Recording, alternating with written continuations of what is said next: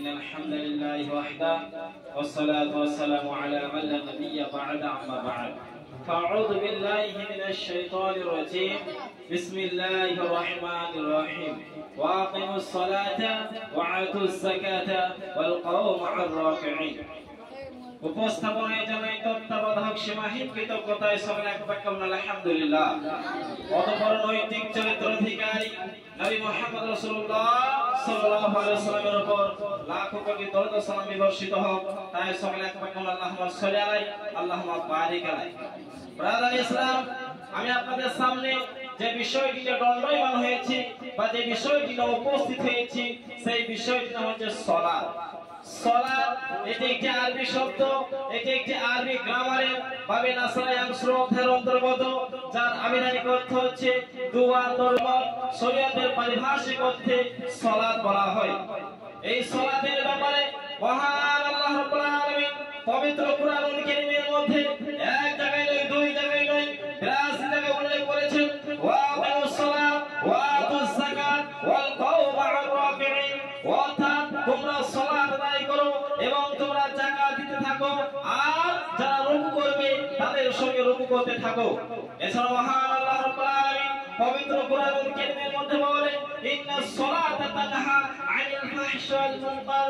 নিশ্চয়ই সালাত, নিশ্চয়ই নামাজ মানুষকে অশ্লীল কাজ এবং খারাপ কাজ থেকে বিরত রাখে। আজকে আমরা সালাত আদায় করছি এবং ফ্রি ফায়ার গেমস খেলছি, আজকে আমরা সালাত আদায় করছি, আজকে আমরা জিনা করছি, আজকে আমরা সালাত আদায় করছি, আজকে আমরা মিথ্যা কথা বলছি, আপনি নিশ্চিত জেনে থাকুন আপনার সালাত কবুল হয় না।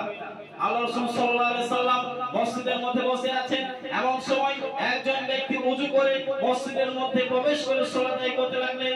সালাত আদায় করার পরে আল্লাহ রাসূল সাল্লাল্লাহু আলাইহি সাল্লামকে সালাম দিলেন। আল্লাহ রাসূল সাল্লাল্লাহু আলাইহি সাল্লাম বলছেন তুমি সালাত আদায় করো, তুমি সালাত আদায় করোনি। ওই ব্যক্তি দুইবার তিনবার যখন হয়ে গেল তখন আল্লাহ রাসূল সাল্লাল্লাহু আলাইহি সাল্লাম একই কথা বলছেন তুমি সালাত আদায় করো, তুমি সালাত আদায় করোনি। ওই ব্যক্তি বললেন ইয়া রাসূলুল্লাহ ইয়া হাবিবাল্লাহ, আমি কেমন ভাবে সালাত আদায় করব? আল্লাহ রাসূল সাল্লাল্লাহু আলাইহি সাল্লাম বললেন সল্লু কামা রাআইতুমুনি উসাল্লি। পৃথিবীর মানুষ আমি যেরকম ভাবে সালাত আদায় করি তোমরা সেরকম ভাবে সালাত আদায় করো। আর আল্লাহ রাসূল সাল্লাল্লাহু আলাইহি সাল্লাম এখন পৃথিবীর বুকে নেই, তাহলে আমরা কি রকম ভাবে সালাত আদায় করব? আল্লাহ রাসূল সাল্লাল্লাহু আলাইহি সাল্লাম হাদিসের মধ্যে বলেন আবি হুরায়রা রাদিয়াল্লাহু তাআলা قال قال رسول الله صلى الله عليه وسلم الصلاة ثلاثة الظهر ثلث والركوع ثلث والسجود ثلث فمن عدها بحقها وقبل منه سائر العمل ومن ردت عليه الصلاة وردت عليه سائر العمل। আল্লাহ রাসূল সাল্লাল্লাহু আলাইহি সাল্লাম বলেন সালাতকে, নামাজকে তিন ভাগে বিভক্ত করা হয়েছে। এক, পবিত্রতার মাধ্যমে; দুই, রুকুর মাধ্যমে; তিন, সাজদার মাধ্যমে। এই তিনটা জিনিস যার পরিপূর্ণভাবে আদায় হবে তার কেবলমাত্র সালাত গ্রহণযোগ্য হবে, নচেত সালাত গ্রহণযোগ্য হবে না। প্রথম নম্বর আল্লাহ রাসূল সাল্লাল্লাহু আলাইহি ওয়াসাল্লাম বললেন পবিত্রতার মাধ্যমে, অর্থাৎ সুন্দরভাবে ওযু করতে হবে। দ্বিতীয় নম্বর বললেন আল্লাহ রাসূল সাল্লাল্লাহু আলাইহি ওয়াসাল্লাম বললেন রুকুর মাধ্যমে, অর্থাৎ রুকু সুন্দরভাবে করতে হবে। একজন ব্যক্তি আল্লাহর নবীকে বলছেন ইয়া রাসূলুল্লাহ ইয়া হাবিবাল্লাহ, আমি কিরকম ভাবে রুকু করব? আল্লাহ রাসূল সাল্লাল্লাহু আলাইহি ওয়াসাল্লাম বলছেন এই সাহাবী তুমি কি তীর দেখেছো? সাহাবী রাদিয়াল্লাহু তাআলা বলছেন ইয়া রাসূলুল্লাহ ইয়া হাবিবাল্লাহ, আমি তীর দেখেছি। আল্লাহ রাসূল সাল্লাল্লাহু আলাইহি ওয়াসাল্লাম বলছেন যে তুমি এমন ভাবে রুকু করবে তোমার মাথা নিচু হবে না, উঁচু হবে না, আর পিঠের শিকদারি ঠিক তীরের ন্যায় বরাবর থাকবে। তিন নম্বর আল্লাহ রাসূল সাল্লাল্লাহু আলাইহি ওয়াসাল্লাম বলছেন সাজদা এমন ভাবে করতে হবে।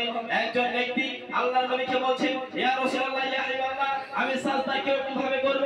আল্লাহ রাসূল সাল্লাল্লাহু আলাইহি ওয়াসাল্লাম বলছেন সাজদা এমন ভাবে করবে যে তোমার হাতের তলা দিয়ে একটি ছাগলের বাচ্চা পার হতে পারে, তুমি সেরকম ভাবে সাজদা করবে।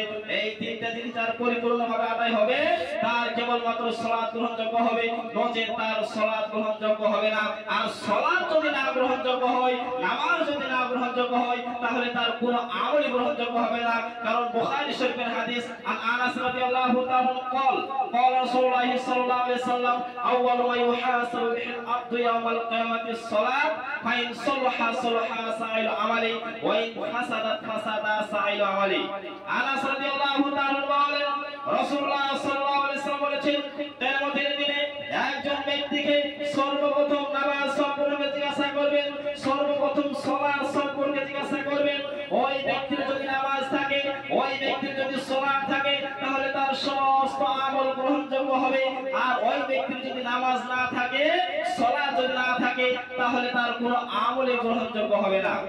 আর যদি কোনো আমল যদি গ্রহণযোগ্য না হয়, তাহলে আল্লাহ রাসূল সাল্লাল্লাহু আলাইহি ওয়াসাল্লাম বলেন ওই কিয়ামতের দিনে হামান, কারুন, ফিরাউন এবং উবাই ইবনে খালাফের সঙ্গে জাহান্নামে হতে হবে। ব্রাদার ইসলাম, আপনারা সকলেই জানেন যে একজন মানুষ যদি মৃত্যুবরণ করে তাহলে তার লাশ 2 থেকে 3 দিন থাকে, কিন্তু ফিরাউনের লাশ এখনো পর্যন্ত পোকামাকড়ে খায়নি। ওই ফিরাউনের লাশ এখনো পর্যন্ত পোকামাকড়ে খায়নি। আর আপনি যদি সালাত আদায় না করেন, আপনি যদি নামাজ আদায় না করেন, তাহলে আপনাকে ফিরাউনের সঙ্গে, হামান, কারুনের সঙ্গে এবং উবাই ইবনে খালাফের সঙ্গে জাহান্নামে হতে হবে।